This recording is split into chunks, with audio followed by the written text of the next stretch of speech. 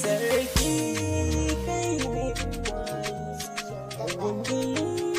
maza da mata sai da su kai ne kake yi ilhama su mu fahimta hakanin so yau gani gulayi da farin cikin